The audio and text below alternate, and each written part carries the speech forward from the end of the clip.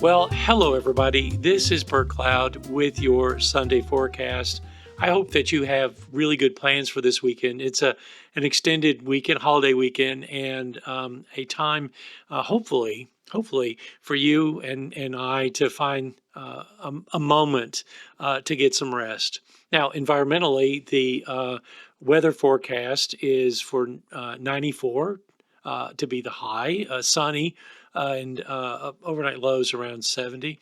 I know a lot of us are also kind of watching what is happening in the South. As I'm recording this on Wednesday, there's some real significant damage that has come through the heavy weather that has passed through Florida and into other parts of the South. So please hold those folks in your prayers. And we'll have to look for ways that we can help. There's all kinds of struggles with wildfires in Louisiana as well. Now, on Sunday in our sanctuary, the forecast is for sunny, of course, and a chance of rest. Rest is so important. It was so important that God said, "This is something I really require you to, I command that you do." It's part of the 10 Commandments that we take time to rest. And the idea is that we would keep Sabbath, a time, a day set aside for our rest, our recreation, our renewal. And it was important enough for God to say, this is the thing to do. But boy, is it challenging to do within our contemporary context. I work on Sunday, and a lot of folks do.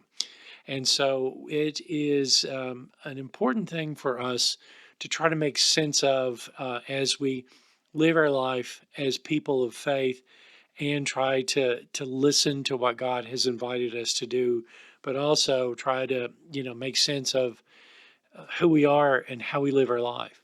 So I'm going to read a passage this Sunday. Actually, it'll be read for you, but I think it's going to be great. I'm going to read it for you now. It is from the Gospel of Mark, chapter 2. We'll pick up with verse 23 and go through verse 28. That's, I think, the end of the chapter there. And Jesus is going to be having a conversation with people known as the Pharisees. Pharisees are really concerned about, honoring God by keeping the rules, by following what God has instructed and what has been, religious tradition that has sprung up from those laws. And so they're really concerned about what they're seeing in terms of Jesus and his disciples doing something that they shouldn't do on the Sabbath, things that they're thinking of as work. And man, does Jesus have something to say. Okay, so let me read this for you. Mark chapter 2, verses 23 through the end of the chapter. Jesus went through the wheat fields on the Sabbath. As his disciples made their way, they were picking the heads of wheat. The Pharisees said to Jesus, "Look, why are they breaking the Sabbath law?" He said to them, "Haven't you ever read what David did when he was in need, when he and those with him were hungry?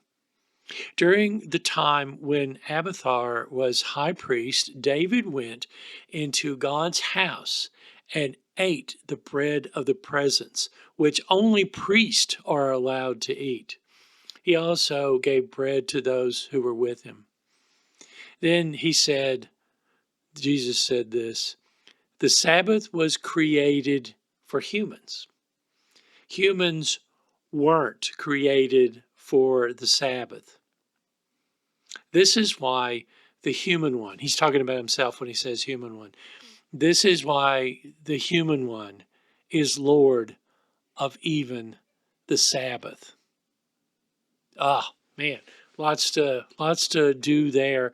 If you're interested in reading ahead and kind of thinking about this, maybe you can spend some time in your Bible with this passage. Certainly praying about it, but how do we make sense of this whole idea of keeping Sabbath when so much is placed as a demand on us in our lives.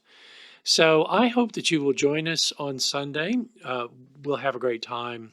We will have that celebration of Labor Day and the remembrance of those who have been at work in our country and our world, who are deserving of fair treatment and good life, just like everybody else.